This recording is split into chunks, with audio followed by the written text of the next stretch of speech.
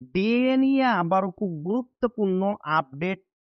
বকেয়া ডিএ নিয়ে জটিলতার জেরে পিছবে রাজ্য সরকারি কর্মচারীদের নয়া বেতন কমিশন।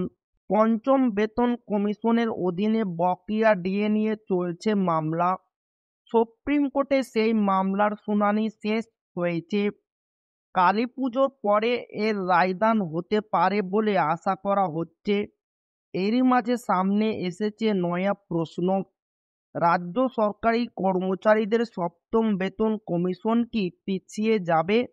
এই আবহে এবার মুখ খুললেন কনফেডারেশন অফ স্টেট গভর্নমেন্ট এমপ্লয়িজের সাধারণ সম্পাদক শ্রী মলয় মুখোপাধ্যায়।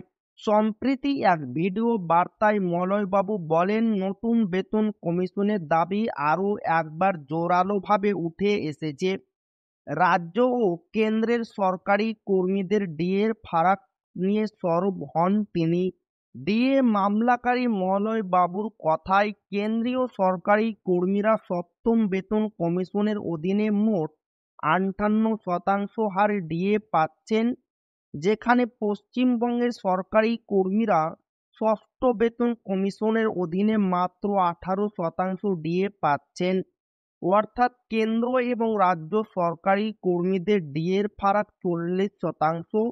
এই আবহে তার দাবি, এই বকেয়া 40% ডিএ না মেটানো পর্যন্ত রাজ্যে নতুন বেতন কমিশন চালু করা সম্ভব নয়। মলয় মুখোপাধ্যায় আরও দাবি করেন, 2026 সালের 1 জানুয়ারি থেকে তাদের নতুন বেতন কমিশন কার্যকর করার পথে এগোচ্ছে। তবে তার আক্ষেপ, রাজ্যের সরকারি কর্মীরা এখনও তাদের ন্যায্য পাওনা থেকে বঞ্চিত। এই আবহে তিনি প্রয়োজনে বৃহত্তর আন্দোলনে নামার হুঁশিয়ারি দেন। এদিকে ডিএ মামলায় সুপ্রিম কোর্টে নিজেদের হলফনামা জমা দিয়ে সম্প্রতি রাজ্য সরকার বলেছে, দেশের আরও 12টি রাজ্য কেন্দ্রীয় সরকারি হারে মহার্ঘ ভাতা দেয় না। হলফনামায় আরও দাবি করা হয়েছে, মমতা বন্দ্যোপাধ্যায়ের শাসনকালে রাজ্য সরকার 80% ডিএ বাড়িয়েছে। সেই হলফনামায় রাজ্য জানিয়েছে, কেন্দ্রীয় সরকার 2006 সালে তার কর্মীদের ডিএ দিত 2% হারে। পরে তা বাড়তে বাড়তে 2016 সালে এসে হয় 125%। সেই হিসেবে কেন্দ্রীয় হারের সঙ্গে সমতুল হলেও 3 বছর পিছিয়ে আছে।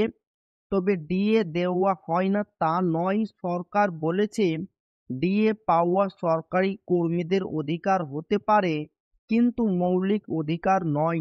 লিখিত জবাবে রাজ্য সরকার এবার জানালো, দেশে 12টি রাজ্যে ওই কনজিউমার প্রাইস ইন্ডেক্স মেনে ডিএ দেওয়া হয় না। তো এই ছিল ডিএ নিয়ে খুব গুরুত্বপূর্ণ আপডেট, যা আপনাদের মাঝে শেয়ার করলাম। তো ভিডিওটি ভালো লাগলো অবশ্যই আপনার বন্ধুদের শেয়ার করবেন, যাতে তাদের উপকার হয়। আর আপনি যদি এখনো আমাদের চ্যানেলকে সাবস্ক্রাইব না করে থাকেন, তো অবশ্যই চ্যানেলকে সাবস্ক্রাইব করবেন এবং আমাদের পাশে থাকবেন। তো আবারও দেখা হবে ডিএ রিলেটেড খুব গুরুত্বপূর্ণ ভিডিওতে।